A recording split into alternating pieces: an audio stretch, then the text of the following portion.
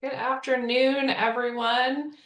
Hello and welcome to this final webinar as part of the VBA Young Lawyers Division Lawyer Wellness Challenge. I'm Ann Petros, the immediate past chair of the YLD and Vice President of Policy Engagement and Credit Union Operations at America's Credit Unions. Today, I am thrilled to be moderating this panel titled The Power of Mentorship, Navigating the Path to Occupational Satisfaction and Well-Being. We've got a lot of really great materials and topics to cover and want to leave an opportunity for you all to ask your questions. I encourage you to submit questions throughout the presentation today. We'd be happy to address those as we go, or if you want to save your questions till the end, that's fine too, but we'd love to make this interactive and an engaging conversation. So without further ado, I will introduce our panelists. We have the Honorable Tyneka Flythe, judge at Newport News Circuit Court, and Rich Garriott with Garriott Jr, PLC, and me, your moderator. So let's kick things off with a quick polling question. And we want to understand if you, as our audience, has ever been a mentor or had a mentor. Really, what we're trying to gauge here is whether you've, had a mentorship relationship in the past and what that, has looked like. We'll be talking about, what mentorship is and a lot of that in the next few minutes. So while we wait for results to come in, as you can see, just scan that QR code and respond to the polling questions. For Judge Flythe and Rich, if you could provide a rough estimate, how many times would you say you've been a mentee or mentor so far in your career and in your life? So whether it's professional mentorship relationship or personal.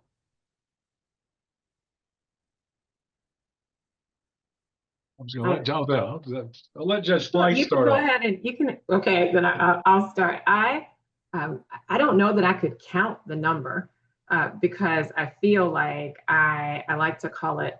I've been collecting mentors throughout my career. Before I was an attorney, I taught at-risk youth. I think that I've been collecting mentors since I was in school, and all the way through. I could not give you a number if I wanted to. And I have mentors until this day. I think that is absolutely critical to have someone that you can go to and lean on and knows that you respect them in a manner that they are pouring into you. So definitely in the tens. I think I've got the same answer. I consider that I'm still a mentee to this day, and I even well, my partner Pat Maurer. I think I was a mentor to him at one point, and at this point, it's more of a symbiotic relationship. I think he's just as much of a mentor to me as I've been to him. But it's I've had mentors. I mean, in the legal in the legal field, I mean, even back to law school, I can think of mentors that I've had that have continued over 30 years, that they continue to be to teach me and help guide me and mainly keep me from trying to screw up too much. So, so Yeah, it's important to have those ongoing relationships at every stage of your life, and we'll be talking a lot about that. And it seems like we've got just about a quarter of our attendees today who have not ever had a mentor, and the rest have some experience with that, but maybe are here to find out more about what a mentorship relationship should look like. So let's dive into that conversation right now and kick things off with, how do you define mentorship? Judge Flythe, let's start with you. Okay, I think that a mentorship relationship can look so different in many different settings, and I appreciate what Mr. Garriott said. We have mentors in lots of different areas, and it doesn't have to just be professional. It can be all over the place. But what I think it is truthfully an established understanding where there is a decision for the mentor to take some responsibility in helping shore up accountability for someone else in a particular area, and that there's an agreement between the two in some way that is what's going to happen. So a place for safety, safe accountability, and open conversation where both parties know that, hey, I'm here to bring this, and the other side knows I'm here to receive this. It's shepherding. I mean, a mentor really is shepherding someone else through whatever experience it is, whether it's a law practice or whether it's in life or relationships, that sort of thing. And I think it's really a lot of the mentor-mentee relationships I have had have not been formal in the way of a mentorship program. I've been involved in those, but it's kind of just a kind of a natural relationship that sometimes develops. I was very lucky to have experienced people throughout my life take me under their wing and kind of show me the ropes. And I've hoped to have been able to give that back to other younger people as they've come up. But I really think it's more of a shepherding relationship than a formal, educational experience. You both have indicated that you've had countless mentors throughout your careers and your lives. Can you define or describe your first mentorship experience and how that came about? Which I think she's trying to challenge our memory, and I don't know if that's fair. or maybe your most significant mentorship. No, I don't mind answering it. I think that probably my first experience where and I understood that I could lean on or be shepherded the way that Rich just said was an internship at the Portsmouth Commonwealth Attorney's Office when I was in college, I think. And I will say that even before that, I was at that office earlier when my mom used to work there. And it really was organic that I just was able to lean on some of the attorneys that were there. I was particularly working with their victim witness advocates, and the fact that they cared to ask me about what I was going to do next, or what did I want to do in the future. Oh, well, here are some steps that you might take, or here are some things that you might look to. I even though my definition was that there would be an understanding of that you were seeking guidance from someone and they were holding you accountable or helping you with accountability. My favorite story about mentorship has to do with the fact that Judge Hellevi Holland, who is a circuit court judge in Suffolk now, was in that office, in the Commonwealth Attorney's Office. And I remember being able to interact with her as a young kid when I came with my mom, but also a little bit later on when I came back more formally. And just her openness and her, along with other attorneys, their willingness to share information if I had questions. And sometimes just the example that they set forth was incredibly impactful, and for me defines my first mentorship experiences? Mine goes back to high school. I had an opportunity to do as a high school student, do an internship and with uh, a city councilwoman here in Virginia Beach. She's passed away now, but she and her husband both took me, went above and beyond just following her around at city council stuff. They took me to political events. They introduced me to people. After the internship was over, they continued to support me as I went into college. I ended up working for her husband one semester when I was an undergraduate as his legislative aide. He was a delegate to the General Assembly. Um, and they really helped set me up, got me interested in going into law. In law school, I had the opportunity to work part-time for Michael Hugh Young, who was at the time was a solo criminal lawyer in Richmond. And besides doing legal research for him, I mean, I'll never forget. He called me the day before Thanksgiving, and a couple days before, he goes, "What are you doing tomorrow?" And this was the Wednesday before Thanksgiving. He wanted to. I said, I can do whatever you need. And he goes, "Well, meet me at my office at 7 o'clock in the morning."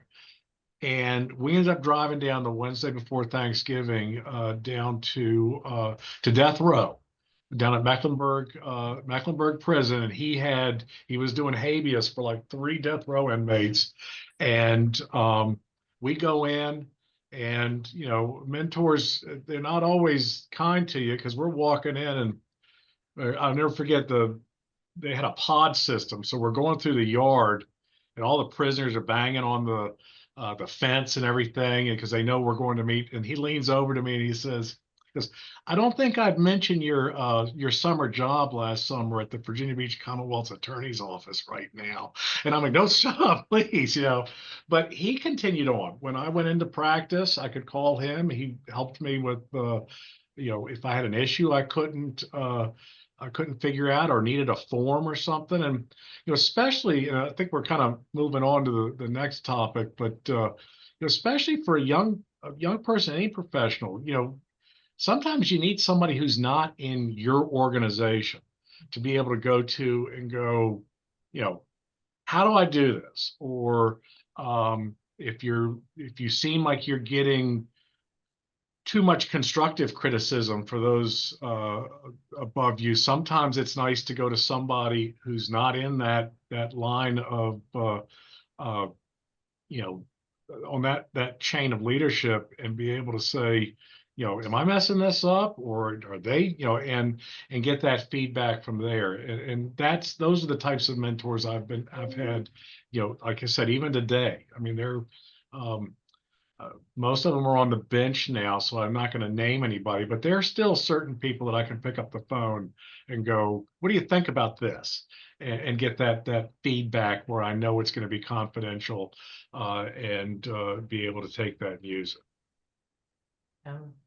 Well, it's a great segue, like you said, to our next topic on why mentorship is so important for lawyers. What is it about those connections, whether it is someone that you work with, at your firm or organization, or outside of your job and workplace, where, that connection, that guidance can be really helpful? Why is it so important? Well, I'll start off. One, everybody knows on this call that law school doesn't teach you anything. So you come out and you get your bar card, and you're kind of thrown into it. And now I'm going to really sound like an old codger. I mean, back in the day, they came into my office, and through every single dog case that the firm got stuck with, and said, "Here, take care of these," and then they'd walk out, and then you're kind of figuring this stuff out.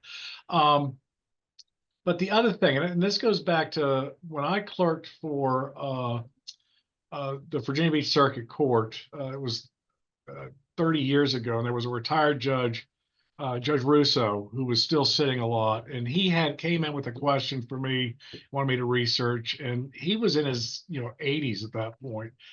And I'll never forget this. To this day, I'll never forget. He said, Rich, he goes, I learn something new every day. And that's something about our practice. You learn something new, even if it's where you get to the point that you say, well, this is I do family law. So I'm like, well, I'm never going to see anything this bad again. And then the week later, it's like, oh my God, what happened?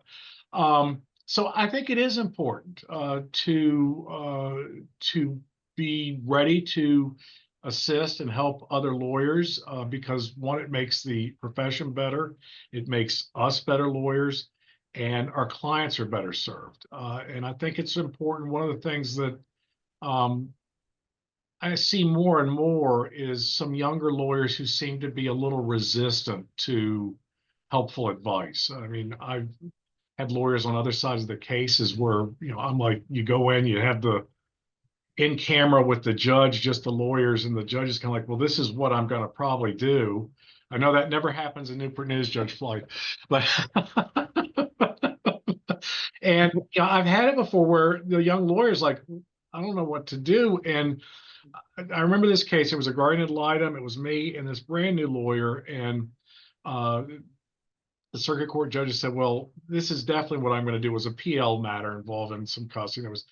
And the GAL and I kind of pulled the other lawyer aside because this is what you do. This is what you go tell your client. You tell your client that you were able to tell the judge all this stuff that would never come out in evidence, make them feel comfortable, see if they'll agree to this, and then we can come back and deal with it. And, that's why I think mentorship is so important, because a lot of this happens on the fly as, everything's blowing up around you. I'll piggyback on that. I certainly won't piggyback on the part that you don't learn anything in law school, but what you learn in law school it is very different from what you really need in practice. Networking and relationships are the heart and DNA of what the legal profession is all around, whether it's relationships amongst attorneys and practitioners, attorneys with the bench, or attorneys with their clients, learning how to interact with victims, learning how to interact with who you're going to put on the stand. It is a business about people, and it really is important that we recognize that, and that a lot of that can't be learned from a book. You learn how to interact with people and learn about the culture of the legal profession and the etiquette of the legal profession, not just because it's written in your professional responsibility manual, but really, truly because of interacting with people. Just about every jurisdiction that you go to, and you've been told in law school, you need to make sure you learn your judge, you need to make sure you learn the people that you might be opposing. But just about every jurisdiction has maybe a different approach to things. The bench is different in different places. There might be things and certain communities that are built on, word of mouth. And then there are other communities that are structured a little bit differently. And you have to make sure that you are documenting everything. And the way that you learn that, and the way that you learn about the judges or learn about the bar, is with other attorneys, with them speaking to you and taking time out with you. We come from a place where, I can, Rich, you can jump in and correct me if I'm wrong, but, we come from a time where I don't think that there are many attorneys that I know or practitioners or judges that, when asked, wouldn't open their door to a younger attorney or a newer judge or a law student that's trying to figure out their way, because we know that that is how we learned many of the things. As a prosecutor, there are defense attorneys that were mentors to me because of how they approached their cases, how they approached negotiation, and just the way that they carried themselves, and the way that discovery is made easier when relationship is kind of paramount, and there is a mutual level of respect. And I think that much, if not maybe if not all of that, comes through people willing to be shepherded, taking Rich's comment earlier, to be shepherded so that they can get a feel for the lay of the land. And I think that mentorship is absolutely critical. Otherwise, we have newer practitioners that really have that fish out of water experience when they don't have to. You know, the business of law is hard enough as it is. And the work that we do is so challenging. We're part of this wellness program because we have a stressful profession. And there is no reason to reinvent the wheel if there are other people who have done it and have been doing it for hundreds of years before you and can help you. That's a really great point, and something that's highlighted in the materials for this session. Just, you know, the adversarial nature of our work, the stressors, long hours, sedentary nature of work. All of these things make it really challenging from a wellness perspective to, you know, continue to succeed in your profession. So having someone hold your hand through it definitely makes it a lot easier, makes that road a little smoother. Any thoughts on some of those difficulties or challenges when it comes to wellness? I mean, I will always chime in there. I think that newer generations have a much better handle on advocating for themselves and speaking about work-life balance. And our profession, I love it, but it has been set up historically to be to revolve around drive. It's all about being as driven as we can, to do as much work as we can, to get it done as quickly as we can. There is always an impending deadline. There are always new things that have to be done. And most of the time the deadlines are critical. And so we focus so much as legal professionals, as Americans in general, as to work as hard as we can, because that is how we reward. And I think that it's important to remember that because the law is work in people as well as the black letter of the law, that it's so important to make sure that we are taking care of ourselves so that we can truly pour into each other and pour back into a profession that is critical to our freedoms and to our liberty and to the very core of who we are here in our country. It is a beautiful system that we get to be guardians of, but it's also really important that we take care of ourselves as guardians. And I know we need to move along, but one of the examples that was shared with me by a non-professional mentor was that you know, if we view ourselves as a pitcher of liquid or water, and we have several empty cups beneath us, and they represent work and family, and they may represent deadlines, and they may represent schooling, or maybe they represent some personal activities, and we turn ourselves sideways over and over again trying to fill those cups, and we are getting depleted as we do that. And what is a better practice is to turn yourself upright and make sure that you are pouring in as much as you can into your own life, and making sure that you take care of yourself to the point where you overflow into those cups without depleting yourself as you go along. And I think that this is wellness certainly is the part that helps us get to a place of overflowing without feeling selfish, so that we can give all that we need to those cups that are necessary underneath us. That's a really beautiful way to think about things. Yeah, and I think that's spot on, right? You want to invest in yourself and make sure you have, you know, given yourself time and grace and respect, really, and then everything else comes after, right? Hard not to feel selfish about that, though. And mentorship is one of those self-care things that does help to pour into you, I think. And how does mentorship differ from leadership? Why are those two things distinct? Rich, would you like to start? Well, I think leadership, when I think of leadership, most of the time there is some objective. There's an objective, and you start working toward that goal. And if you are, the leader, or take that role on, the idea is we're going to get from point A to point B, and this is how we're going to do that. Mentorship, as we've said before, and I think Judge Flythe, hit it on the head. It's an ongoing, organic relationship. Doesn't really have a start or a finish. Doesn't really have a defined goal. It's just kind of it's a relationship, and I think that is a different type of relationship than a leader-follower relationship. I agree with everything that Rich said. I would agree with that definition.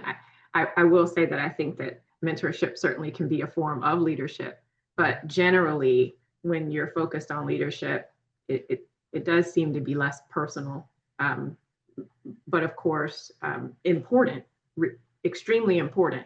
And mentorship is not necessarily about pushing someone hard to an end goal. It's usually about walking hand in hand as they go on the journey. Thank you both. All right, let's keep moving. And we have another polling question. What do you hope to gain from a mentor?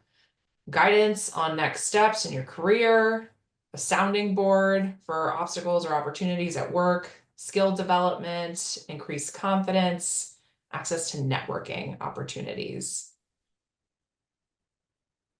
So as we're waiting for the results to come in, what would you both say was the most valuable lesson that you've learned, either from being a mentor or a mentee?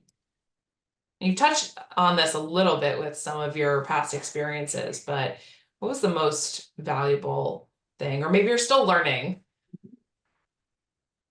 I think that's the key. I think that we are, well, I know we are still learning. I appreciate the discussion earlier when Rich said that, you learn something new every day in this profession. And that's true.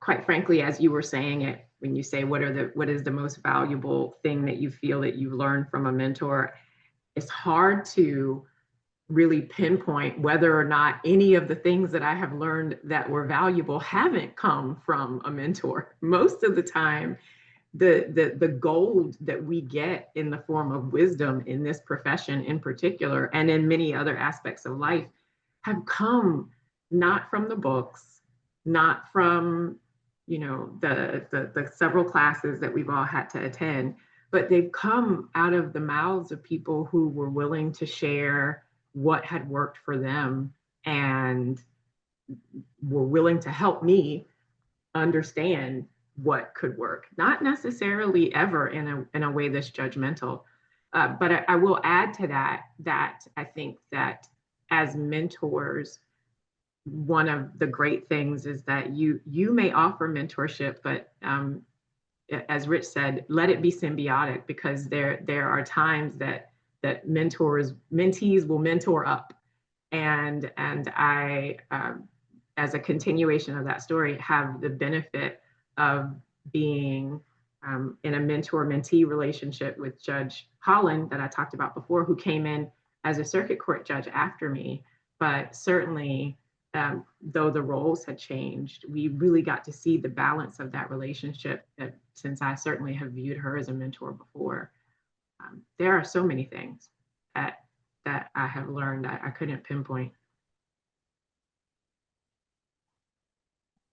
I don't know how I can add to that, Judge. One of the things I think about is, and I'm looking at the polling answers, but you get beyond that. I think the greatest thing I've gotten from mentors, and this is just generally, is I know I can pick up the phone if somebody's got a question and comes in, or a client calls and has got something I don't know the answer to it. I can pick up the phone and there are probably 15, 20 people I could call that I consider mentors over the course of my career, and I can get that answer right away. And it doesn't take, it's probably not a very good business decision because it doesn't take 50 hours of research or trying to figure it out and get the answer right away, give it to the client, and they move on. Um, you know, that to me is invaluable. I think the other, Judge Flythe was talking about the adversarial nature of our profession. I mean, you think about it, is there any other profession in the world? You go to you go get surgery in a hospital, and everybody in that room has the same goal, and that's to fix that patient and to deal with it. You go into a courtroom, and half the people in that courtroom are trying to break down everything you're trying to do. And that's the nature of our profession. And mentors are the type of person that, when you have a bad day in court, you can call and completely and honestly vent to, and because they've been there, they know it. And there's no fear of any type of repercussions because of that relationship. And, the more mentors I've had and the more mentees I've had, it was interesting. I noticed that down at the bottom is access to networking opportunities. Oh, it just went up. But, my entire career has been built on the relationships I've had, and every single professional relationship, every single relationship I've had, at some point becomes, it's not always constant like that, but if you think about it, you have a good relationship with someone, there is an aspect of mentoring and in that relationship, and it's been invaluable. Great. Yeah. So, I mean, it looks like the majority of responses are hoping for a sounding board, someone to bounce ideas off of. So exactly what, you've both touched on, especially, Rich, and picking up the phone, calling someone, asking for, their 2 cents, or, an easy way to think about answering a question versus spending hours or days or even longer trying to wrestle with it on your own. But guidance on next steps, skill development, access to networking opportunities are all still pretty high on this list as well. I don't want to sleep on the last topic, though, increased confidence. I think that is an important one, and I do want to keep that in mind as we get to the next topics that we'll cover here. But first, just another quick polling question. What are your concerns about mentorship? Making the ask for a mentor, finding the right mentor, being too busy to meaningfully engage, maybe making a bad impression, not learning anything, or having that mentorship relationship kind of seem like a waste of time. So let's get those responses in. And what are your thoughts on that last piece from the previous question? Increased confidence.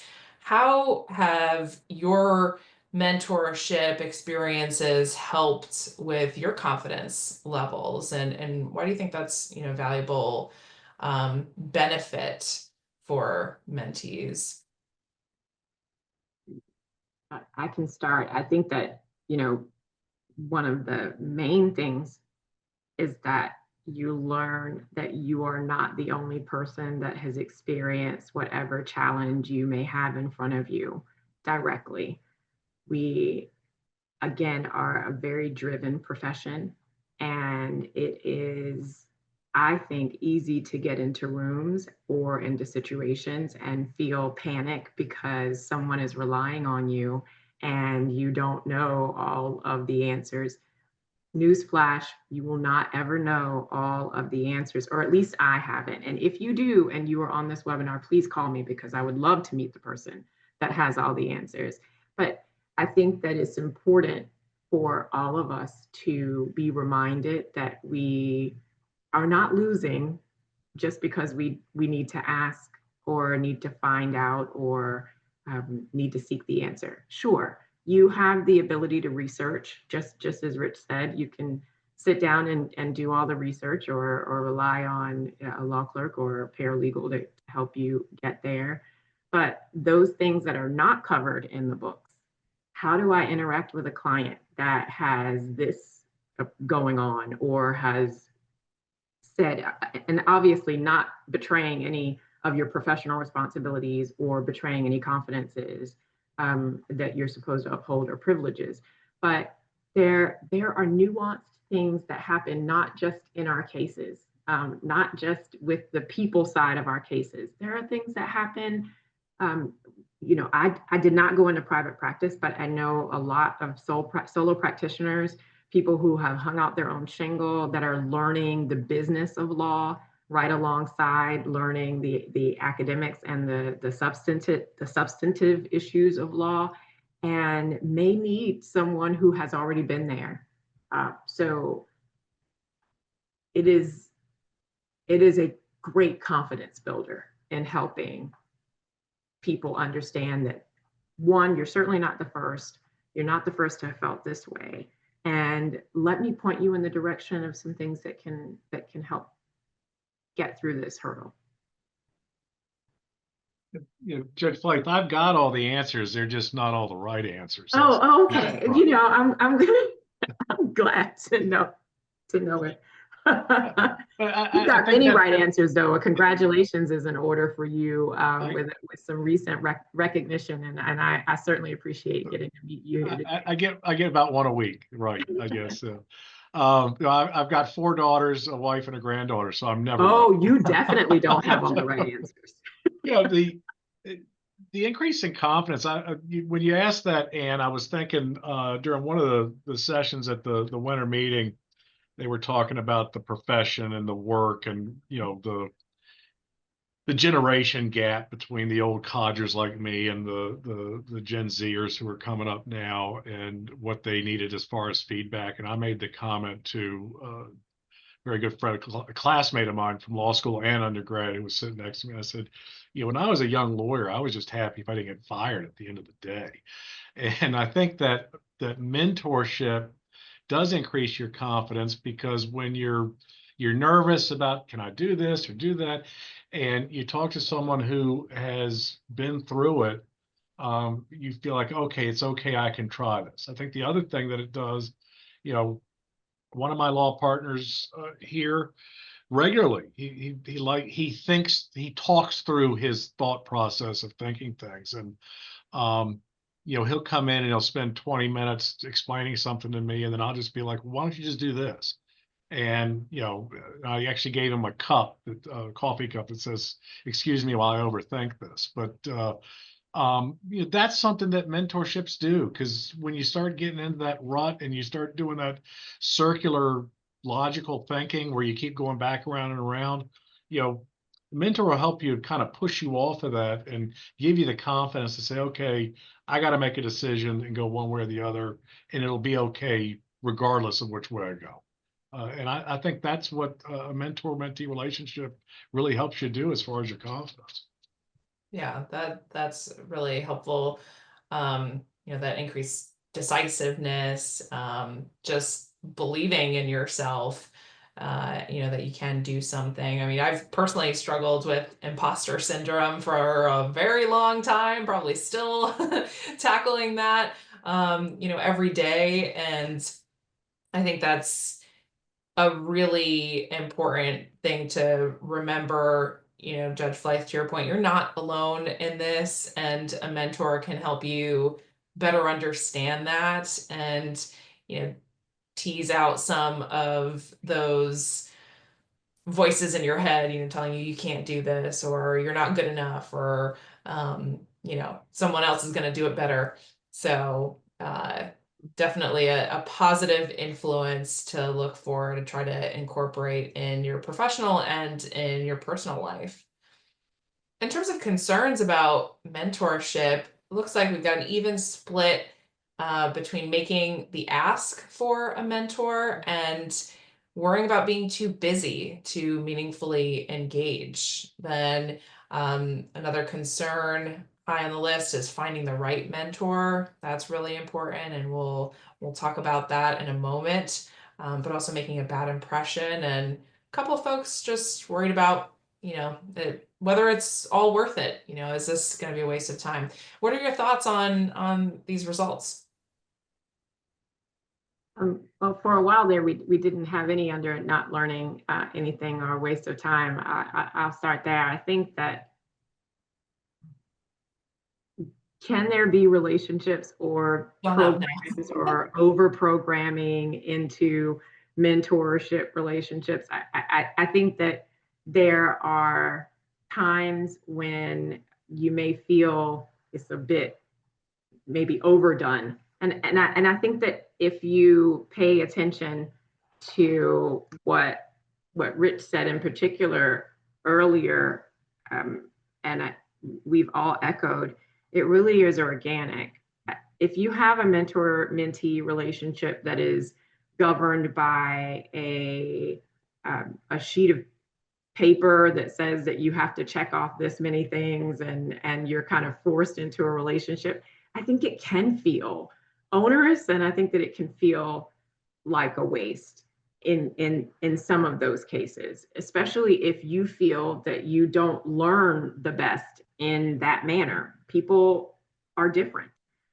I do think that, well, obviously I'm here, so I don't think that it is a waste of time. I think that it's just important to make sure that you structure the relationship or seek out a relationship that works well for you. There's always something that we can learn, but you might not need as much contact. You might just want to check in with someone that is available. Like Rich said, if you need something, or if you have a question, can I lean on you to just reach out then? And maybe you don't have to check in with that person on a regular basis, or get together for lunch, or get together in a different kind of setting. You don't have to have a Zoom call. But there are other people that are on the other side of that same spectrum that may want to engage more often. They may want to have more conversations and go over things a little differently. In the judicial setting, we have mentor-mentee judges. For every judge that comes on, you have a mentor that's assigned to you for the first year. And some relationships are as simple as, thank you so much for giving me the scripts, and I'll check in when I see you at the conference. And some of them are more involved. If it is tailored, I think that it can always be beneficial. But that goes to people's concerns here that say finding the right mentor. I think that is absolutely critical to do. There are relationships that are going to be different, or people that are coming and they are different. But there are enough of us and a varied spectrum of us that there's probably a right fit for you somewhere amongst the legal profession here in Virginia. And I think that the crafting or the tailoring helps with the being too busy or making the ask.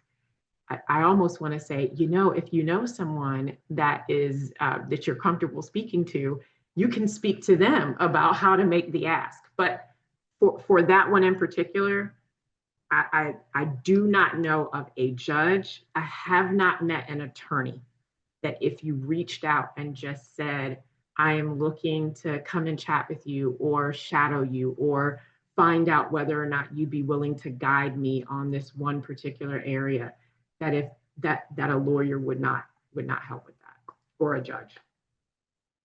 Yeah, I wholeheartedly agree with that. I mean, I can't think of any time I've gotten a request for guidance, or somebody wanted to bounce something off of me regarding, a statute, or an argument they're going to make. I mean, even lawyers I don't like, I'll talk to them about it. It's not, but and I think that part of being afraid you're not going to learn, or it's going to be a waste of time, or finding the right mentor, like you said, like Judge Flythe said, it doesn't have to be a organized classroom with a syllabus or, some sort of, it's not like an official play date or something like that. I mean, it could be, I look at it this way. I mean, I've given more advice and I've gotten more advice, over a cocktail after work or going to dinner with somebody or having coffee or lunch with somebody. And, it is. I mean, it just kind of springs out. You start talking, and then the question comes, and you kind of talk through it. I mean, one of the requirements, if you're a barrister in the United Kingdom, you have to be a member. They don't have a bar like we have in the States. They've got an inn of court, and they're four inns of court, and you have to be a member, one of those inns of court. And one of the requirements is you have to dine there so many times a year. And the whole idea from that is you're going to sit down. There are going to be judges there. There are going to be lawyers of all different experience ranges. And as you're having dinner and cocktails and talking, you're going to learn, and you're going to have that type of mentor-mentee relationship. Well, on that topic, let's talk about effective mentorship and what it looks like, what those important qualities are for a mentor, but also a mentee, right? Because you've got to be willing to accept feedback and incorporate it and do something with, the information that you're receiving. So any thoughts on those first two questions? Well, I mean, I've already kind of described what I think an effective mentorship looks like. It's just an ongoing relationship there where both parties are feel comfortable enough to, talk about whatever issue it is or whatever issues there are, and it's going on. I think that the biggest quality for a mentor mentee for both of them have to be the willingness to engage in the relationship, the willingness to hear constructive criticism. I think that's, and I'm going to sound like an old crotchety old man now, but I think that's one of the issues with a lot of young lawyers now. Is, they come out of law school and, they're like, okay, I've got my ticket, let's go. And they're not really open to being told, you might do better if you do it this way rather than the way you're doing it. Or, yeah, I know you were taught in law school to zealously represent your client, but being a hired gun and fighting everything is not zealous representation of your client. You've got to pick your battles and, if you're friendly with other lawyers and especially clerks, the judge you don't have to be friendly with because they can put you in jail. But if you're not friendly with the other lawyers and the clerks and the bailiffs, you're not going to get far. So, and those are the types of things you learn from a mentor because they don't teach you that in law school. I think that he's right. Don't worry about the judge so much. You definitely want to focus on those that truly make this system work, which include our clerks and judicial assistants and bailiffs, and I think that it can look like whatever it needs to look like for you. As far as mentorship is concerned, it is an ongoing relationship generally, but it may be, and I love the example that Rich gave of what is required over in the UK. Sometimes it might just be situational. It might just be putting yourself in an inn and letting yourself be around other people and learn from them as a whole if you don't feel as comfortable with one-on-one relationships. But knowing that you have things that you don't know is wise in this profession. There are attorneys that will burn it all down for one client, and because you are feeling like you're being zealous, and you don't have practices, you have a practice. So it's really important to make sure that you don't skewer your reputation or burn bridges in ways that will affect yourself and your practice overall with other people who you're going to continue to interact with. There are tens of thousands of attorneys in the Commonwealth. Where you practice, no matter what is going on, it truly is a small community, even if you think it's a big one. And that is because people know each other and people talk. And so the culture of the practice is really what you have the opportunity to learn when you put yourself in a place to receive mentorship. And willingness to take criticism, willingness to make the time, because I think that it's an important part of your professional responsibility and your ethics to make sure that you seek out answers. It's necessary to do research for your cases, and in order to really truly represent and be as competent as we can be as practitioners, it means this other non-tangible, non-black letter of the law aspect of your practices, which is sought from people who have been in those positions before you, is just as critical. It's just as critical. And I think that it is important to remember that there is a responsibility to seek guidance as well. And I will also say on the side of attorneys that wherever you are in your practice, if you have been in for a year, if you just got here, then there are law students that you can also mentor. And there are people that you can mentor as well. So it's not just on the mentees to be ready to receive criticism. It is on the mentors to be willing to take up the mantle and also to provide criticism, but in a way that is meant for the person that you're providing it to, and taking into consideration demeanor and how we approach things. We are old school, so I know what it's like to be reamed out by a judge for 30 minutes on something that I had no control over. We are in a different posture where we are taking more care to be sensitive to what people's needs are. And as a mentor, I think that it's important to make sure that you understand your mentee's needs when you take on that relationship as well.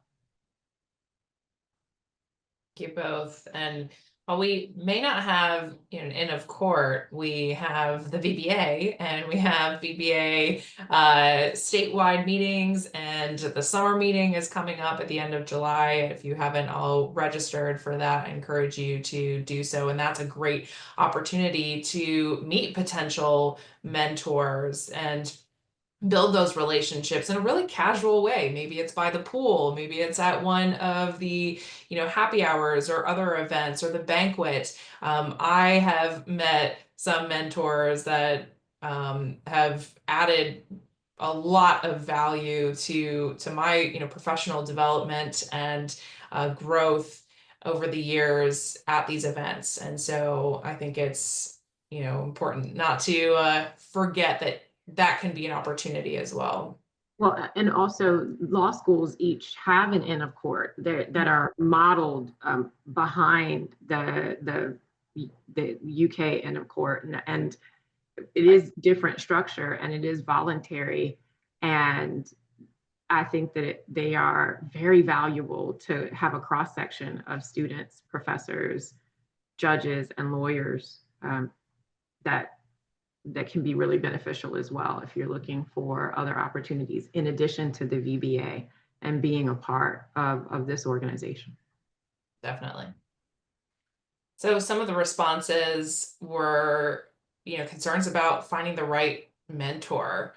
And we've talked a little bit about this already. We've already talked about also some of the barriers maybe to seeking mentorship, and some of those responses were highlighted in the last polling question. Just concerns about whether this is going to be worthwhile, if you can meaningfully contribute. What do we think about all of this? How do you find the right mentor if it's maybe not at one of these events, VBA event, or other group that you're a part of, how do you go about finding the right person?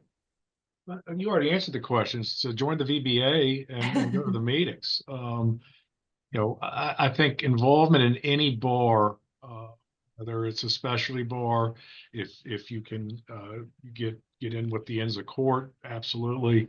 But going to bar events and being involved, you're going to see the people who you want to emulate. And for a litigator, and you're a young lawyer, get to the courthouse early. Sit there and watch hearings that are going on, because you're going to see the lawyers that you go, wow, I really want to be like that. And you're also going to see the lawyers where you go, I don't want to do that. And like Judge Flythe said, I can't think of a single lawyer that I would want to have as a mentor for me that wouldn't be completely receptive to someone calling and saying, hey, can I pick your brain about this? Or can I talk to you about this? Or do you mind if I call you occasionally with these issues? If you get somebody who says, no, they're not going to do that, then that is the wrong mentor. So, but, it's really just kind of keep your eyes and ears open and kind of say, this is somebody I'd like to learn from, and then give them a call. You're not bound forever also to the mentor that you may choose. The reason that we can't count how many mentors we've had is because we have been willing to have so many. And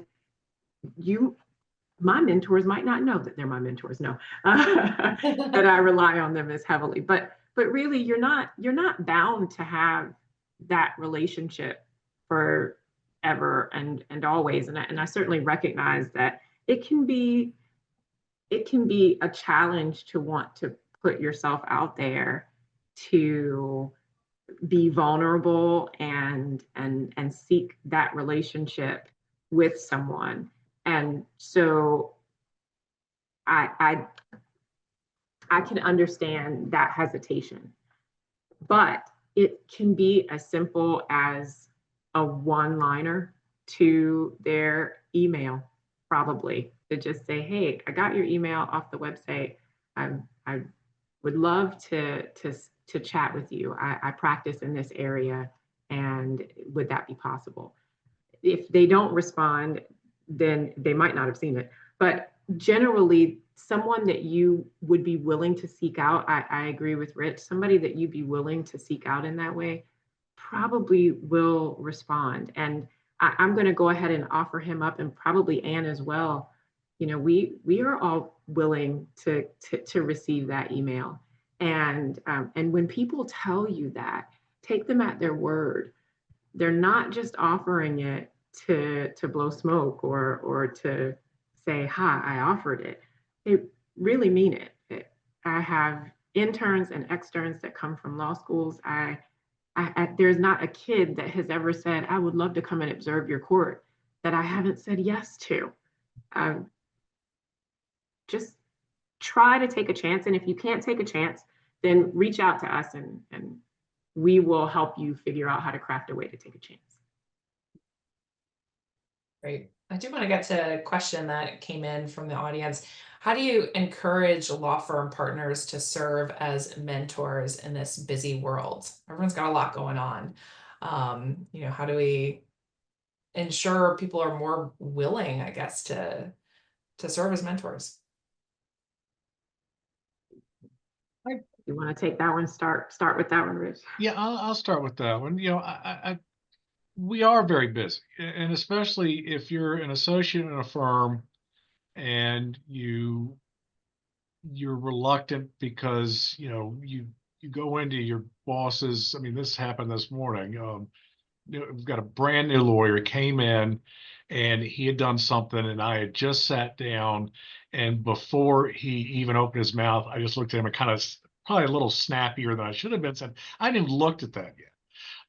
So I think that kind of creates a potential barrier, especially when you're in the office with the person.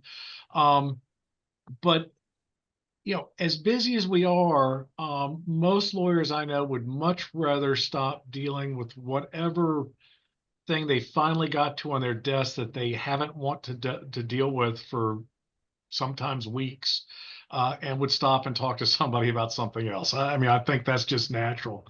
And a lot of times you don't realize that. I've got Jennifer Fischetti, who was with us. Was at our former firm, and then when we formed our firm, came with us. She has just been appointed to the Circuit Court of Norfolk. And she called me and asked me to speak at her investiture.